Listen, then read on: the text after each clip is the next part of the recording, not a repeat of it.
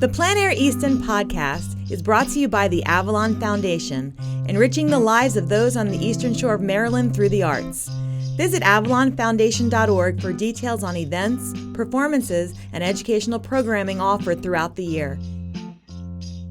Today's episode is sponsored by JFM Enterprises, providing distinctive ready-made and custom frames and moldings to the trade since 1974. Visit jfm.net to view their catalog of designs.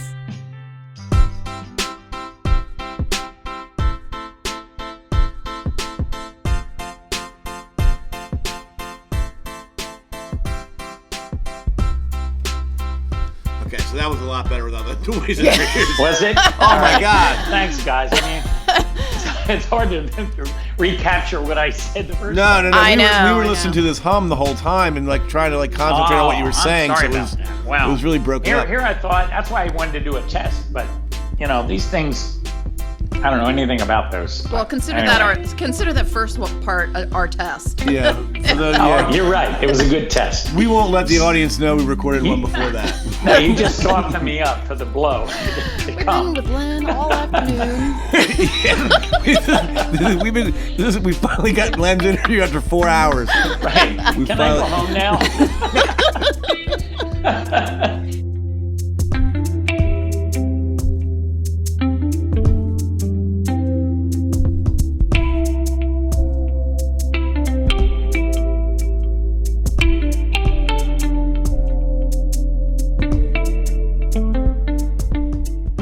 Hi, everybody. Welcome to the Plein Air Easton Podcast. I'm Tim Wagon with Marie Nuttall.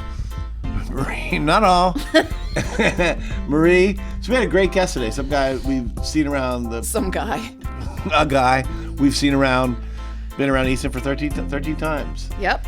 And I would say when it comes to painting, he is a true artist and down to business. He really doesn't seem to do anything other than paint. He goes... I don't know, Bahama Mamas every once in a while. And He's going to start fishing, though. He's going to start to learn how to fish. This is a great interview and a very interesting one with our guest, Leonard Mizerek.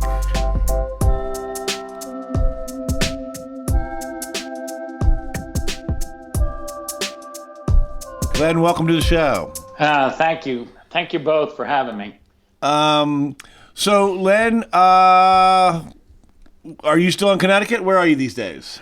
No, I recently moved down to Vero Beach, Florida. Vero Beach, Florida. That's it. Just a little bit warmer. And do you have a golf cart yet? I heard on the weather report today that the weather here is boring. And I thought, what a great way to sum it up. Right. It's perfect all the time. Is it perfect there all the time, really?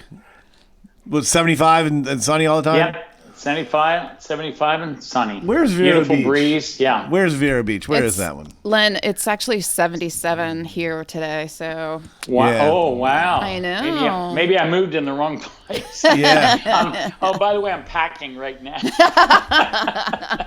Sounds like you've got better weather right now. Just today, and then it's all going to fall apart. I got you. I know that, how quick that can go. Yes, in Maryland, it could happen within the next 5 minutes, so you just never know. Global warming has its good points. For sure. Where is Vero Beach? Where is it? It's on the East Coast. Past Jacksonville, after south, Miami? South of, I would say closer to Stewart and St. Louis and that general area. I'm learning the map myself. I just, I-95 is all I know. How long have you been there? I have got a gallery down here that I've been visiting on seasonal openings and things of that sort for the last, I guess, 20 years. And so I knew the area. I was comfortable with it. And You've coming been down here it, huh? it wasn't such a huge leap for me. So I love it. Really nice. Well, good. That congratulations on the move, and I hope. Yeah. And what's your wife's name? Your partner? Carolyn. She's with. For anybody she does all the heavy lifting. So I paint with small brushes, and she does all the other stuff. She guards all the equipment. They call it the backstory. Right, yeah. That's what it takes. She takes care of the books. She takes care of all your finances, all that stuff. Yeah. That's great. I used to do all that stuff. You know, I mean, I had my own business for a number of years in New York City, but, you know, balancing the books, I didn't like it as much as painting. So, what did you do in your New York City life, Len? I actually, my first job there was with Esquire magazine. I was art director there for a while, and no way. Then when they sold out, I had a lot of friends in the business, and we all sort of joined together, and I started my own advertising firm, and did a lot of different things, from jewelry to travel and all different themes, which I like. How come you got out of it? Very cool. I did not know Yeah. that. How come you got out of it? Well, it's a young man's game. Is that right? Yeah. As soon as you get gray sideburns, you don't have any more ideas for young advertisers. So it makes a difference. Who's your biggest client? Cartier? Rolex watch was mine. Yeah, it's usually for a number of years. And I did the Israeli tourist board. I did Spain, commercial office of Spain, things like that. So it's pretty varied. I guess there's just so much advertising out there. You could just, I mean, that seems like were you on Madison Avenue? Well, I was for a while, but now I moved my offices around. I was on actually on Lexington Avenue, right next to Grand Central. So I literally could leave my office, go underground to get a train to go to Connecticut where I lived. So it was the best commute I could get. That's cool. Tell us about the segue into painting. I want to hear real quick about the clubs you used to hang out at. Oh, well, yeah. Let's hear about the clubs. I always painted. So, you know, my goal was to paint full time. And as I mentioned, you know, I took it seriously and built on it, but I didn't want it to be something I had to do or make it a job. I wanted to enjoy it and have the freedom to paint what I wish. And that afforded me a living. So went out in my spare time, free time, travel time. I would take a month off in August and just go to Europe. And that's when I discovered a lot of the boat races and some of the beautiful sardine ships and ships from every town and every country would gather in places like Douarnenez, France. So I would follow them around and much like I do here when I'm up to Maine watching the schooner races and things of that sort, capturing them in harbors and different stages of mooring and sailing and moving and all that sort of thing, which still thrills me. And were you married at that point? I mean, was Carolyn with you? Yes. Yeah, she's the one that told me I had to travel and leave my... and you can always call the office. So that's what started that. And it worked out. You know, she's right. She said all the executives are on vacation anyway. So it worked out. She was in her own business, too. She was an interior designer and corporate. She did a lot of office space planning. Yeah. And that's why I can pack my car better than anybody, because I have guidance. You can get paintings to fit. She's designing the space of your luggage. She actually laid all my paintings out for my show down in Florida. We had to make a drive in my station wagon.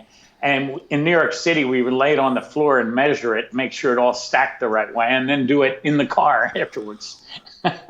Good eyes. She's got good eyes. That's awesome. So you guys had a plan. Your plan was to. Were you planning on staying in marketing and just painting on the weekends and go out for a month, like you said, or no? Or my plan was to slowly, my paintings took off, and I had less and less marketing that I wanted to do, and so my friends were probably the last clients that I had, and I just said goodbye and painted full time. Okay, gotcha. Mm-hmm. So a lot of a lot of things were plein air, because I would go to Europe and I'd bring a roll of canvas with me, and I worked large at that point. So I would find cardboard and just tack it to the cardboard and do let's say the footnote of a painting. I'll get the sky colors, I'll get the general layout of what I want, and take notes, and then roll that up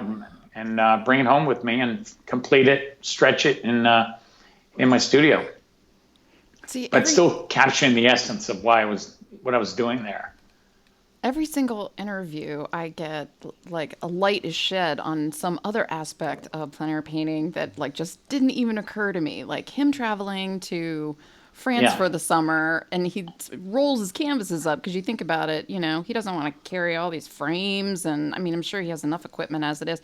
Are you somebody that has, one of the artists that we talked to has like a studio like set up over there, so they would just show up and their things were there already? Oh, Anything? I wish. No, I bring everything with me, and I learned to just, you know, bring as little paint as you can, but what you might use the most of, and just get it in there. And, you know, I call it the heavy paint when I get home. You know, the heavy whites and all, you really want to do that when it's stretched and it's primed and ready for the framing. And then I can really go at it. But I have everything there that I can complete the piece with. And it's a great joy. It's like revisiting where I was, you know, like old friends. Right. And I've gone a dozen times, sometimes to the same towns. You know, Honfleur is a beautiful place 90 miles outside of Paris. I paint in Paris as well. So it's a joy, it really is. What do they think about your style when you get over to Paris, Lynn? I did meet a few artists, but I always made sure to let them know I'm not selling them here. I'm bringing them home to the U.S. So you don't have to worry about the competition. But we do. You know, much like here, you know, we talk about our palettes and the way we work, and I enjoy them.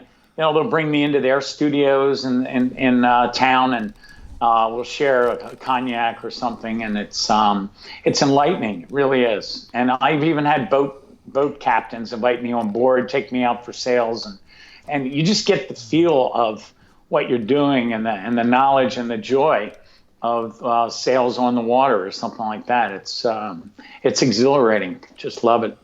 You got a baguette guy? A bad what? A baguette guy. No.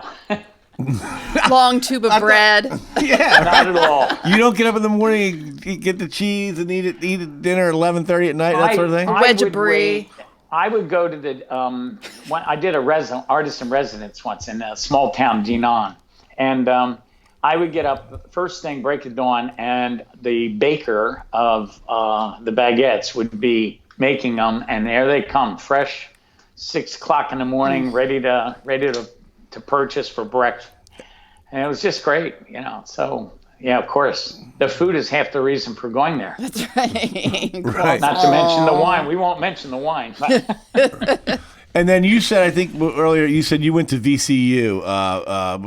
That's right. Now, what is that? What are they? The VCU Retrievers or the Commanders? What are they? What's their nickname? I don't know. Dina, the basketball team. I know they're all winners and everything, and I cheer them on. The Rams, yeah, VCU Rams. Oh, there you go, the Rams. I should know that. Now, you know, when I first went to VCU, it was called RPI. It was Richmond Professional Institute. So I know that dates me, but great school. It was filled with teachers who really were in the field and painted as well. They knew the art, and I learned a great deal from them. And you know, it got me started, and I always wanted to be involved in that aspect of art, and still doing it. But you drew when you were a kid, that sort of thing. You drew, yeah. Like, you know, when you started out with the little kits, you said, or something like that, or Jiminy Cricket. I always drew Jiminy Crickets, and you know, I got bitten by the bug to go to Maine because my cousin was my age.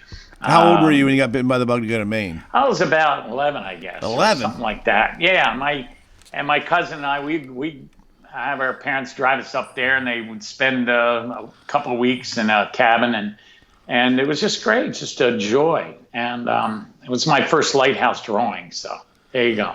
Pemaquid Light. Do you still have it? No, I do have. You some sold sketches. it, didn't you, Len? To that guy who collects all his You paintings. know what that's worth now? Right. Right. Whoever has it out there, turn it in. Oh, it'll resurface. Yeah, I think. hey, you get on this podcast, they'll find it. Hey, I might find it at an auction, Len. If I do, I'll let you know. Oh, please do. Bid on it. I'll take it. I'll do a lend-lease program. You get it 6 months, I get it the other. Oh, there you go. That'd be fabulous. Len drives a hard bargain, I'm telling you. Len, we're going to take a quick break, and we will be right back, everyone, with more from Len Mizerek in just 1 minute. Thanks.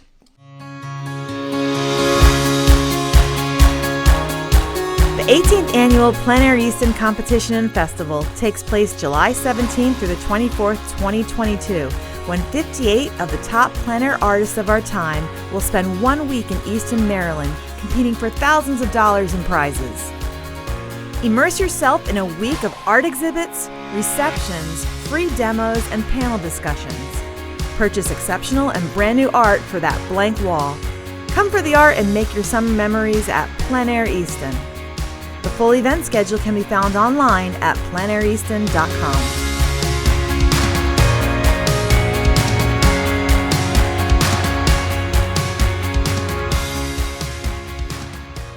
I still want to go back to the palette piece. Okay, go back to yeah, we can do the palette deal. Yeah, tell us about the palettes.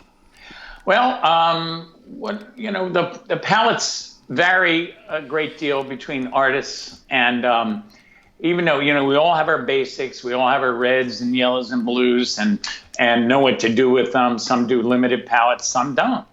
And I'm one of those that doesn't. It's mostly laziness. For instance, I'll have 3 greens, which is a no-no. And I don't tell too many people. And then I'll have what is known as an exciting color, something like radiant violet. I'll add, not all the time, but it's sort of a moving target. And I get that from watching how other artists palettes and how they use them. And I'll be painting next to them, and we have open discussions about it all the time. It's great. It's really big help. So do you have a signature, like there are certain artists that come to mind if you say like a signature green or like a red that peeps out from underneath an underpainting or...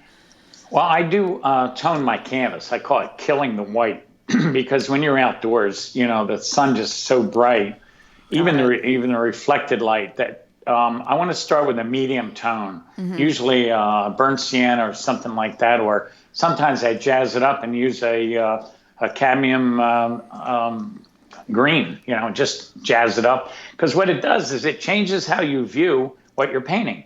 For instance, if you got a lot of heavy green, you're going to add more warmth and more reds as you're doing it. It's subliminal almost in the way you work. So I like that. I have canvases all stained in all different colors.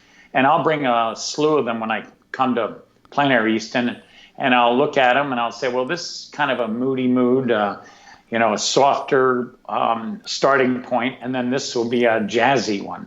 So, never forget at the end, put all the highlights in, all the fireworks in at the end. So it's kind of good start for me. Yeah, it's the interesting way you guys work and how you start. Everybody has a different way, but it's all kind of doing the same thing. I know it's bizarre to watch because it always comes out. It's so different. Everyone has their strong identity in their work, and to see how they interpret it. Charlie Hunter comes to mind. How he painted next to me last time, and he has a completely different vision of the same thing, and I like that. Right. I like seeing the juxtaposition of how an artist perceives their work or that scene. Right. Going back to the palettes. Yeah. One of the we take pictures for these festivals and all kinds of things like every year, and just looking at the palettes when they bring the pictures back is really one of the most interesting. It's so I could stare at a painting of a palette that you guys have, even with the for hours, and never get bored by just what is going on, all the colors, all of the it seems the out peaks of control. And valleys of the paint. It's really interesting. It seems out of control sometimes when I see, globber, and then they'll paint something, and I'll look at it, and it's all globby and everything. I go, boy, that's messy good, you know. It's just a different technique, application, or how they do it. And I believe they know their palette. They know what color is where, and they feel comfortable going for it. And as they work, you know, I see like Jill Basham, her work has a lot of impasto and heavy paint on it. And it's a great thing to watch. I had a lighter touch. Well, yeah, but you paint. I mean, you're certainly, it's pretty thick, right? I mean, it's not. Well, yeah, I use Michael Harding handmade paints, which I found have a lot of pigment in them, less medium, less. You know, they're more bulk, and just getting your brushstroke right, you can see the application of the paint. I like that. It gives a tactile volume quality to what you have on the canvas, and you don't have to paint it twice, which is what I like. That's one of the reasons I'm in oil versus watercolor, for instance, because I like that tactile feeling of the paint on the surface. And I've gone through a lot of surfaces too. I mean, you know, that's something you just get comfortable with as well. You know, how you prep it, what tooth of canvas or linen. I use portrait linen oftentimes, especially in competition, because you don't want to. Do you go through phases with that stuff? Do you like? You do. You do. I've got them. Yeah, I've got them stacked here in my studio. I'll just grab. Sometimes I trade with other artists if I like a more nubby kind of effect or whatever. What's a nubby kind of effect? I know, what is a nubby effect is like a canvas that's raw. You know, it's got a lot of texture on it already. And then when you paint, your brush skips over a lot of areas. Now, if you're doing shimmering light on water, fine. I can use it for that. But generally, I don't like it because I'm doing rigging or something on or a mast, and it's going to skip. I don't want to do that mast once. I don't want to paint it 3-4 times to get the same effect. So it's a personal thing that you learn by doing. So your preference is mostly canvas that is like a cloth type or linen type, and as opposed to, like, have you ever worked with boards? Oh yeah. Well, my boards are linen mounted on boards prepared by a company, and so I'm using the same thing. And on the smaller ones, it's great because it doesn't backlight. So if I paint against the sun oftentimes, and with a canvas stretched, you have to put a newspaper or cardboard or something behind it so you don't get that show through. So a panel is very quick, easy, nice, and you know, I have them already done for me. And as I mentioned earlier, I tone them down, and I'll pick one that I like, and bam. There you go. So you paint against the sun. I haven't heard that term before. What do you block? Yeah, I like doing that. That means what? You block the sun out? Yeah. You use umbrellas. Use different things. I've used cardboard laying on the ground. I use FedEx containers clipped to my easel, whatever it takes, because I like the long shadows. I like the feeling and the warmth coming at me, and then I focus on the tones and the subtleties and the shadows and the edge lighting or things like that, which adds a great deal of interest. And you can get the same effect oftentimes in an early morning painting as versus a later setting sun effect, because your light is coming in the same basic direction, low in the horizon, and then you go for it. When do you know to scrap the painting? Quit. Not quit. When another artist tells me to stop, don't go any further, you're going to ruin it. But no, not really.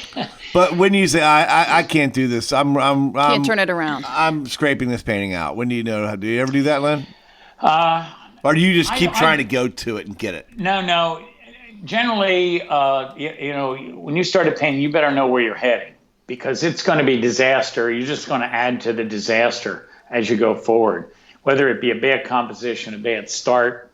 So you really want to get, I call it the bones straight in the painting. And usually you can do that.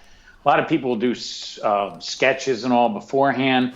I do what is known as paint on the canvas. I'll draw on the canvas with one color and work out my composition at that point, and either it works or it doesn't. And if I go halfway and keep going, that's when I start scraping, because it's not going to get better. Right. Gotcha. I know we were talking, we were saying you didn't scrape out a whole lot. So I wanted No. Well, Len, can I go back to the painting in France and Europe? Sure. Yeah. Did you paint with any groups when you were over there? Was there like I did. I painting? painted with other French artists, actually. I found out, because I was staying there a while, that they had a local French group that was painting in the harbor, and all were invited. So they were kind of surprised I didn't know the language, and I was signing up. So it was just a lot of fun. There you go. It almost seemed, the whole town just came out and supported us, much like Easton does. What's the name of the town, Len? It's Seurat. It's the next town from Saint-Malo, but I'll get that to you. So let me ask you this question about your French artist colleagues. Do you feel like as a group they paint French versus paint American? Like, we just got off the phone with a UK artist who said that after he spends some time here, he goes home and his friends are like, "You're painting like an American." Like, like the palette is different where he is from, so they can definitely tell that he's been outside of. Yeah. You can tell. Is that true? And it is. It's an influence, I think, that happens. I find that most of the French artists are more semi-abstract. They'll heighten their colors, intensify it, almost poster-like, which isn't something I desire, but I like a little more realistic, impressionist kind of direction. But they get fascinated by my work. I mean, we'll compare notes, and they really enjoyed the variety and the difference. Now, I can imagine that's kinda cool. You might even be coming across that even in different parts of the United States, like in Florida. I mean, not only that the subject matter is different, but do they start to get some of that like Caribbean influence and real vibrant? And I think the biggest difference is I call it the island effect. It's the color of the water is like that elusive turquoisey, beautiful, deep colors that is reality. But it's like painting a sunset. If you put too much color in, nobody's going to believe you. Right. So, it really didn't look like that. No, it did. But that, has to be tempered, I think, painting that will read properly. So I'm always doing that. Water's different internationally. It's, in your New England deep, dark blue waters, it's much different than your shallow areas down here with sand beneath that's lightening that water up. Right. So I like that change up, but again, I'm learning. Everything like palm trees, everything's a little different, and I'm studying them. It's great. It's like going back to school again. You still young at heart, Len? Yes. Yeah, I try to be. And I think that keeps it fresh and keeps the exploration on. I like joining plein air groups for that reason. And what do you do for fun, Len? Let me see. I think the Bahama Mama. Who is that? Who is that, Len? Bahama Mama is a great little tiki bar, very near in Sebastian, a town next to Vero Beach, and just a great place to hang out. And I am working because I'm looking out on a beautiful island and studying boats that sail by. So it's not like it's not a regular. You're able to write that drink off. Yeah.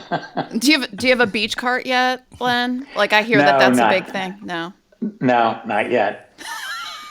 I know. We'll have to hook you up. I just bought a fishing pole at a tag sale. So and it starts. Okay, it's leaning against the wall. I'm definitely going to take it up. So we'll see. I checked with the locals on that. What hook and what bait. That's right. Yeah. That sounds like a good time. Yes, indeed. I eat my fish, even though some people are against that, because it's a lot of work if you get one. Well, are you talking about surf fishing, that sort of thing? Yeah, it is. Yeah, watch out for the tides down there. They get some pretty nasty tides down there with it. Yes. Yeah, So, it's be rough. careful. It's well, I grew up near Rehoboth Beach, so I equate the ocean down here much like that. We're on the East Coast, and the waves in the ocean and the colors are just fantastic. Mm-hmm. So I've got a lot of new information that I'm going to project and put on canvas. So And real quickly, I didn't know this, but where did you grow up near Rehoboth? I grew up in Delaware in Wilmington. Oh, Wilmington. And- Okay, yeah. Yep. And which is the Wyeth influence. N.C. Wyeth's one of my heroes. You know, I used to go to the museum and watch his work all the time, and Treasure Island. And what I loved about was his use of light. That's really what I'm building on and hope to achieve at some point, where the light becomes the story. Right. Well, I think that's you certainly do a good job of Thank you, Tim. job working at that here, because people have enjoyed your paintings over the years here. I think Marie said you've been here 13 times, Yes. which is a lot. Pretty amazing. And your wife Carolyn as well. Yes. She is sort of iconic, one of the iconic partners that travel with some of the painters that come here to Easton. She's the backup It's a package deal. And a good one. That's right. That's right. So when I talked to you, I think it was last year, Len, it was certainly, kind of more in the thick of the pandemic. And Yes. Carol was saying that that year was kind of one of your best years. Yeah. As far as sales go, I guess. Yeah, it was very surprising. I think we attribute that to people being at home and trying to find things to do, and they're staring at their walls, I'm sure, being there for such a long period. And we found that I think we spread the joy, basically, where people focused on that and bought some larger pieces, which is always a joy. And it was a different time, kind of a mix. It's a sad time, but yet if we can give a little bit of joy and color to somebody, it made us feel good too. So yeah, I can imagine so. It was a nice dichotomy of issues. So. Did you take any of the online educational things during it, or is that not your bag? No, I don't do that. I learned from, artists that my mentor, Don Stone from the Rockport Art Association. I did go to the Art Students League, and, it was more with Ray Kinsler and Max Ginsberg. These were a lot of study classes where you train your eye, basically. You learn value, you learn mostly figurative, but it does train you that when you do go in the field, you have that as your ammunition to really put it together. What's an example of that, Len? What's an example that you took during the pandemic to train your eye better? Form is probably the biggest example. You like the subject. But for you particularly, what changed? What did you learn out of those things? Having done this for so long, what did you learn? I learned how to mix unusual colors and tones, and I learned the color wheel, I think, a lot more scholastically than I attributed before to my work. So it was academia that really brought me forward. I mix differently now in more of a systematic way. For instance, you need to get a mid-tone, let's say 2 complements, and you want to get to a certain gray color in the middle. So there's a method to that. You drag your brush in certain directions and mix a certain way, so that you end up not with mud, but you end up with a tone that you achieve. And and also measurements. I find even when I paint a sailboat, I'll use my brush and to measure the height and the width, so I get it more accurately when it's under sail, because you got fleeting moments oftentimes as a boat passes. They always move every time I start painting one. So, I've even wanted to pay the sailor just to stay put. Never works. But No, the measurements was a big aspect for and a big achievement of my accuracy of my work. I think it helped a great deal. So will that will just speed you up this year when you're painting, or will it change the look of your paintings at all? I hope it does, because time's of the essence. You get basically 2.5 hours, and then your sun is gone. If you don't come back the next day, you're done for if it rains. So, it's like I said, being an art director, you have to make decisions, follow them through, and complete as best you can what you have. And in like a quick draw, in 2 hours, you hang it up and take the punch. It is what it is. That's all right. That's the fun part. That's the fun and really beautiful part about it, because thousands of people walk down that street and are like, my goodness, I cannot believe anybody painted. All of these people painted these beautiful images in 2 hours or less. It's really wonderful. It's true. It is amazing. So I love it. That's a fun part. It may not be as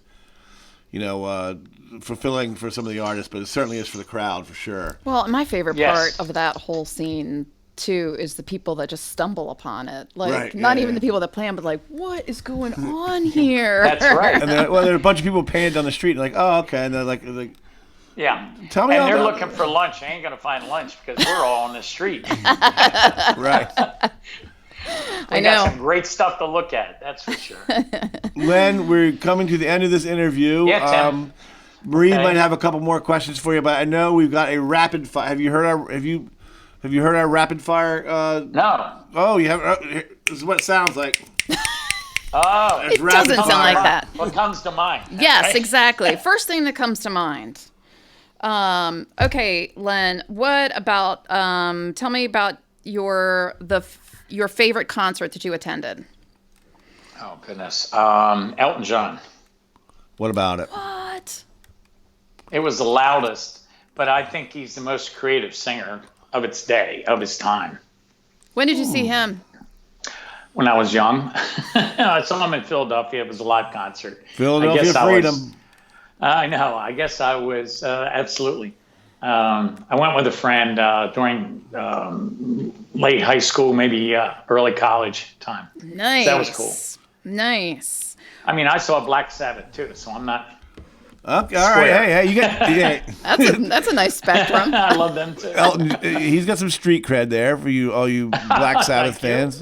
And he didn't mean to call Elton John fans square either. I know. Okay, so we're going to go down the list, even though some of these lead to little mini conversations. But tell me what the most boring thing is ever to you. Boring thing ever is listening. Tim likes this question. Doing a Zoom board meeting is probably the most boring thing.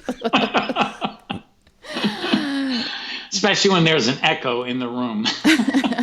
Or a buzzing in the speaker. or a buzzing. I think Plein Air Podcast was like closest, pretty next. He's coming. He was like, I can't say podcast. Let me say Zoom call.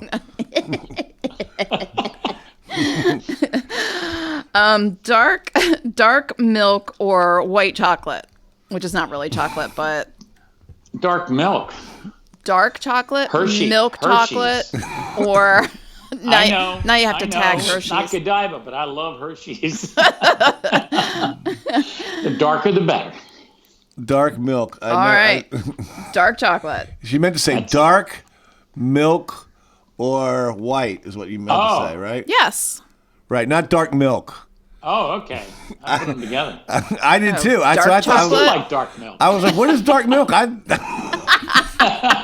What is this new phenomenon I need in my life? Welcome to Florida where we got dark milk. We're gonna be premiering it through Rise Up this year. there's another free one. samples. Dark milk. Straight through coffee grains.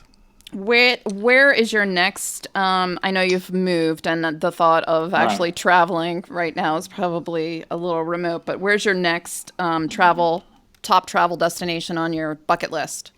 Probably Marblehead in Rhode Island. They're going to have a gathering of artists up there, so it's a bit of a trip for me, especially what gas is. But I want to meet my old friends again. I missed them over COVID. And it'll be a great gathering and great fun. It's it's a joy. No pressure kind of gathering. So look forward to that. Is everything you do art, Len? Everything you do? Everything you eat, Tim. You eat it. You live it. It's part of your life. I understand. I understand. That way. I'm that way. People don't understand. It's the way you exist. It's amazing. Well, yeah, we're in the art world. So we do same thing here at the Avalon Theater. We extend ourselves in a couple different ways. But I mean, do you do anything outside of it?